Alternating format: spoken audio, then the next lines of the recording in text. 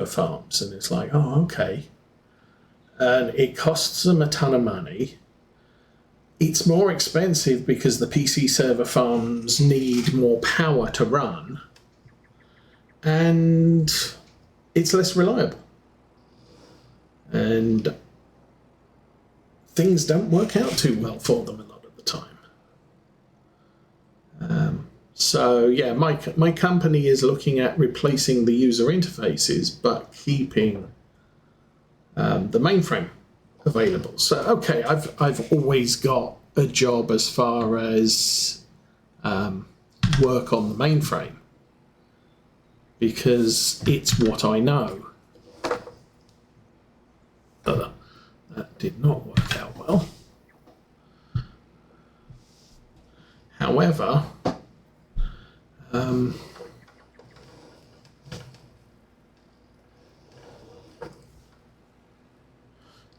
there's going to come a time when most of the development that's going on the mainframe system, I'm really not involved in it.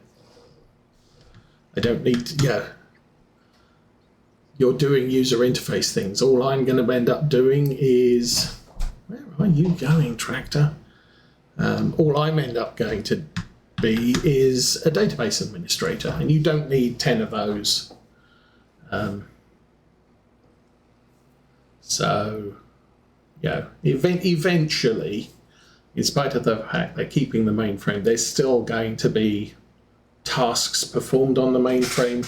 Those tasks still have to be enhanced, so there is jobs for programmers.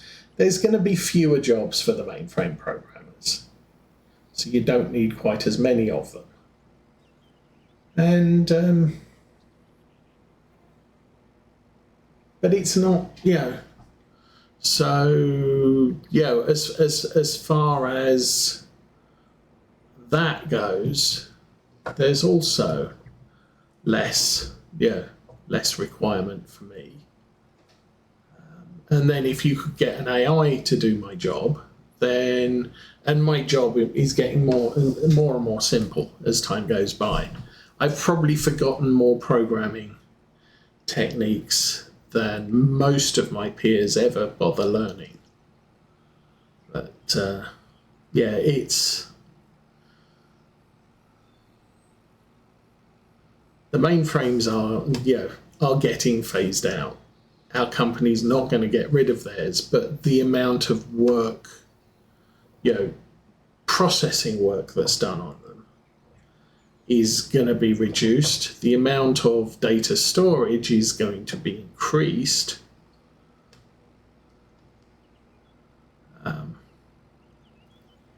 But that can be, database administrator isn't an exciting, thrilling job with lots of problems to solve. It's just making sure the data doesn't disappear.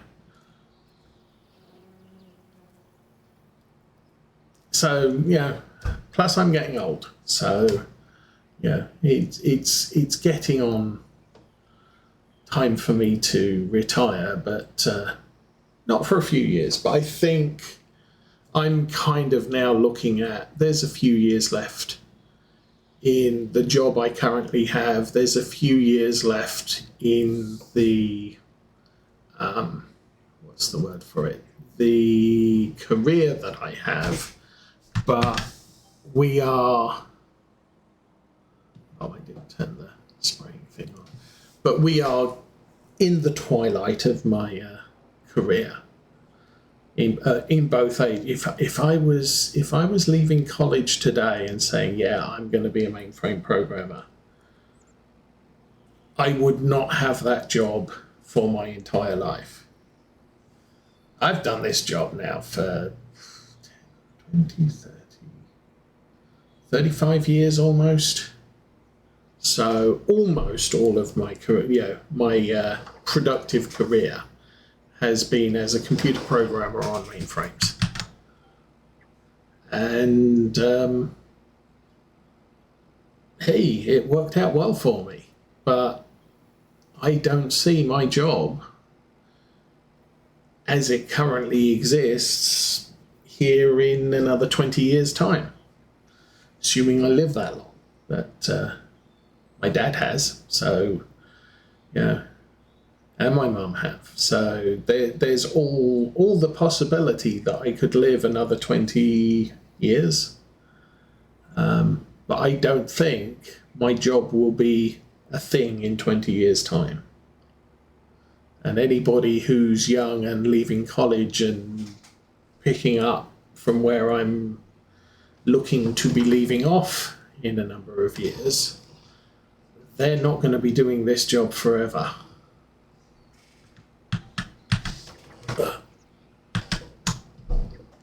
So, yeah.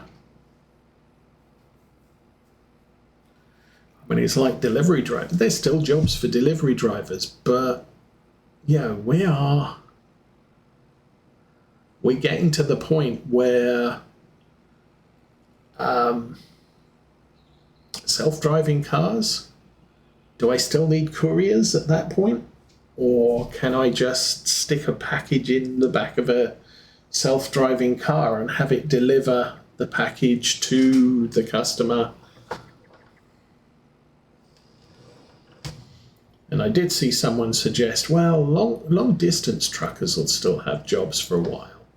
It's like, I'm not sure. I mean, obviously, yeah, one of the easiest things you can do is replace long distance truckers, because you just take the truck, the truck drives from warehouse A to warehouse B. And if you've got autonomous vehicles on the road, then it doesn't require much navigation to achieve that. The problem comes when you're in towns and trying not to run over the people that are crossing the street, or riding bicycles, or walking their dogs, or whatever, or chasing a ball out into the middle of the street. Those things, that's going to take a little bit more AI for a vehicle to safely negotiate a thing. But those jobs will go away.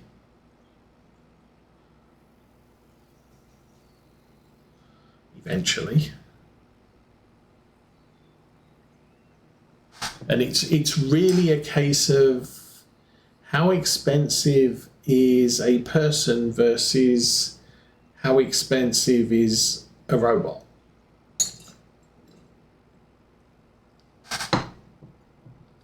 And it's sort of like, while, I worked at McDonald's, $5 an hour. Yeah, I'm cheaper than a robot, easily. And also 30 years ago, 40 years ago. Yes, robots were scary expensive 40 years ago. But these days, robots are quite cheap. I can buy a robot that can sweep and mop the floors in my house for $500. And it'll create a map of my house so it knows where all the rooms are. And after it's been round the first time, I can tell it, can you go and sweep bedroom number 3 and then mop bathroom number 2? And it will do that. And it knows where they are, and where, how to do it, and where the recharging and emptying stations are, or wash station is. And, it's like $500. You can get a robot to do that.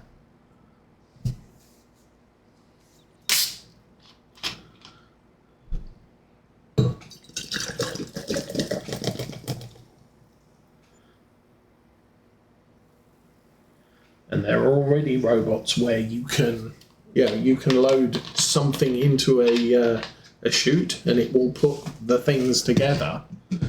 And all you have to do is make sure you can keep it stocked. Now, with a robot mop, all you need is a water source and a drainage source, so you can empty out the dirty water and you can load up clean water. And then you need a soap dispenser. So obviously the one task you might have to do, since you can attach water and drainage to existing facilities. The only thing you have to worry about is keeping the soap dispenser full. And even that, you can get soap dispensers, empty a bottle in it, and that's good for a year, depending how big it is and how dirty your floors get or whatever. But it'll still tell you, oh, I'm running short of soap, can you refill please? Can you change the filter, etc.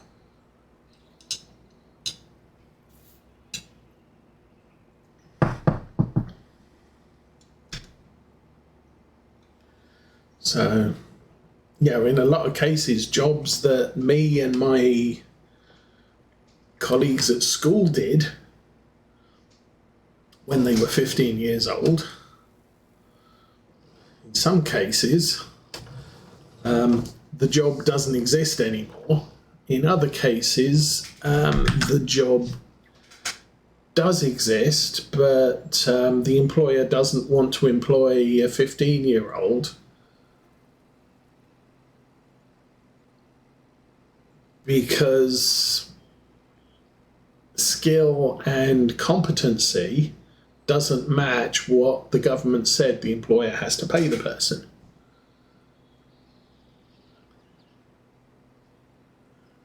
I mean, back when I was born, there were still apprenticeships, and if you were on an apprenticeship, you didn't get paid a lot of money, but implied within your apprenticeship was you get, I think that's every field, that's soybeans, so I don't have to spray that.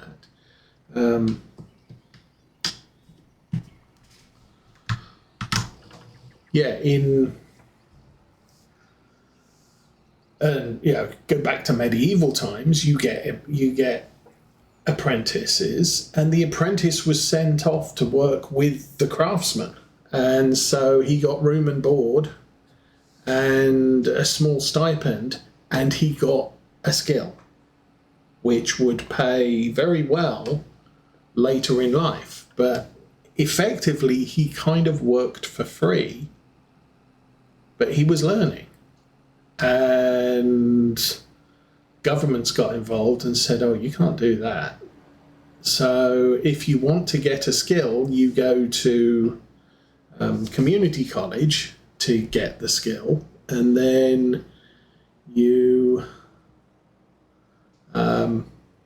go out and get yourself a job with all the debt from paying for college. But you can't do apprenticeships. You can't get skill. And everything has to be a living wage. Everybody has to earn a living wage as opposed to learn. Yeah, that when I was a kid, okay, you didn't get paid an awful lot, but you were learning multiple skills. A lot of them were not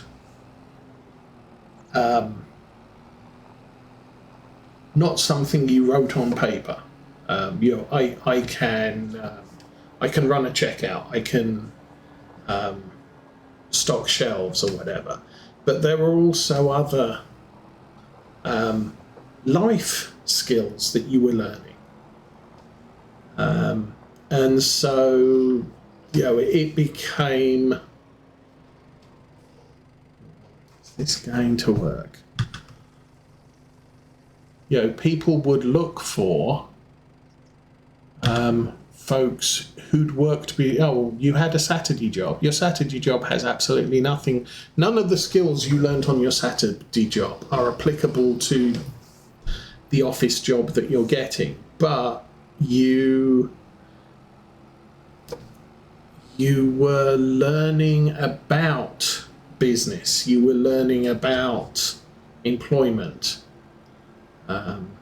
and the sort of the invisible skills were the things that some employers would look at and say, yes, I'll take you on because you're a good working person.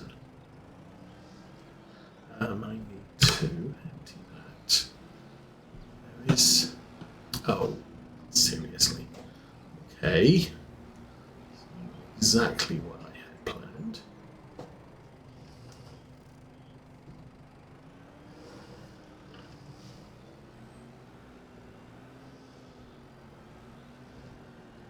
But so many people today just... They might have the skills, but they don't know how to organise themselves, how to exist in an office environment.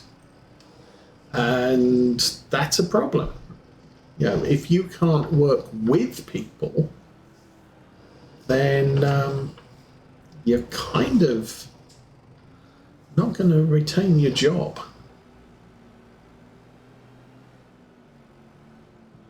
All right. Didn't come off because I've not got it selected. Here we go. Boop.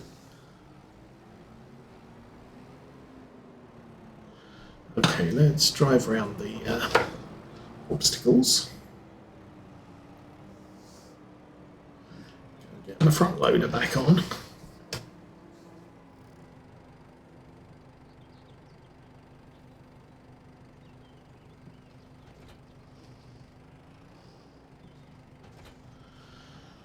But then as government says, you know, oh, minimum wage for this is X, well, the robot doesn't have a wage, the electric bill for the robot doesn't have a wage, I don't have to retrain the robot to do the job, you know, every 3 years when my really good teenage person graduates high school and goes off to college. You know, it's you get to a situation where, well, yeah, the robot's actually looking rather useful. You know, even Tom Pemberton, he's got a number of people who work at the farm, and thank you. Let's do it this way. But he's already got a robot that sweeps up the cow feed. You know, basically, it's like this farm. We tip the food along the side, but the food ends up spread all over the feed area, where the cows can't reach it, so you have to push it up. He's got a robot to do that now. I think there's some farms where the milking is all automated. There's no manual intervention. There's no manual intervention for feed mixing and what have you, and you know, it eliminates jobs on the farm. Now it raises your electricity bill, so you end up installing solar panels on everything, but you know, it's progress.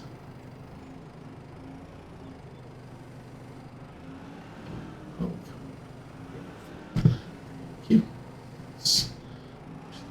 Two.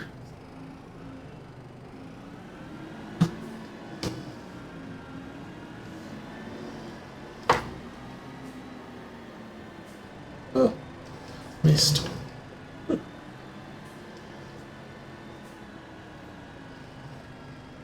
And so, yeah, as time goes by,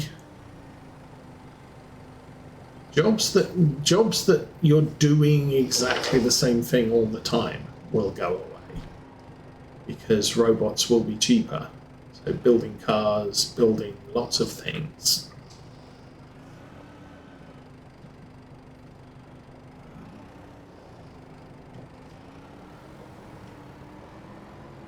Ooh.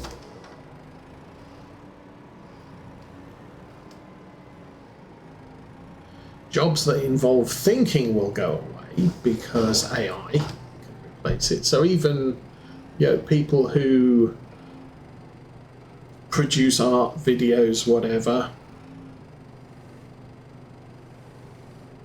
that's all going to go away as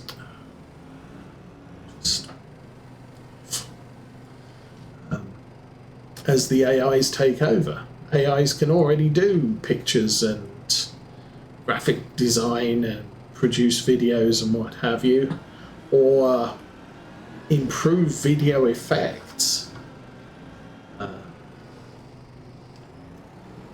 Watching someone who does model railway videos, and he I don't know that he does any this is how to do stuff, but he does do here's a model of my train running by, and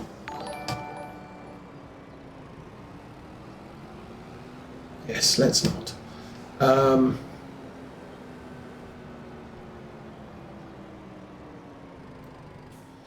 And he hides out the back wall and ceiling with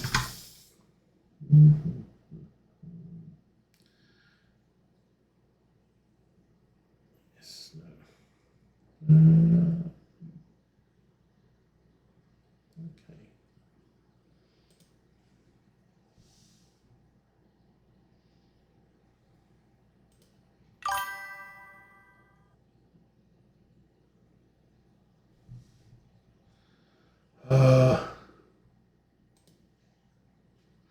Yes, account created 1 hour ago. Let's collaborate. How about no?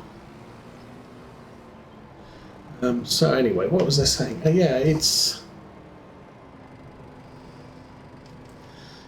As I was saying. So what he does is he produces. He films the thing, and then he edits the video to add sky where the back wall and the ceiling are. So the picture or the film or the video looks far more realistic because there's nothing visible. Dude, really? There's nothing visible on the video from sort of the real world. It's all the model world. But it wouldn't be much longer that you could do a far more complex background using AI to fill in. If you say, here's the train, here's the scenery I've made, and then everything behind that, I need something that fits in with the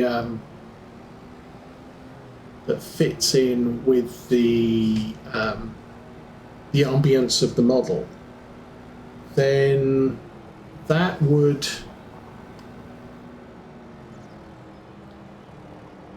I personally think that's a fairly good use of AI, because you're basically enhancing your work. But that said, you're taking, for me that would be a good thing, because I'm not paying money for issues with these palettes.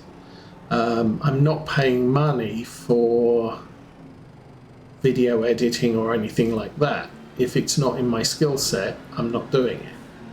But I could pay for someone to edit my videos and put special effects in and what have you.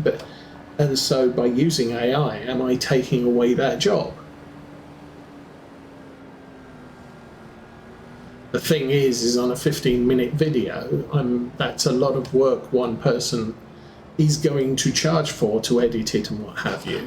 And it's probably cheaper to just have, I'll pay an editor a monthly fee to edit all the videos I produce, as opposed to, I've got a 10-minute video, can you do some editing work on it? And that's probably going, a per job payment is probably more expensive than a monthly income type of relationship. Okay, so that's all the seeds taken off that. I'll check on the thing that the thing is doing. Okay, let's see if we can put this on the floor and actually leave it where I place it. Awesome.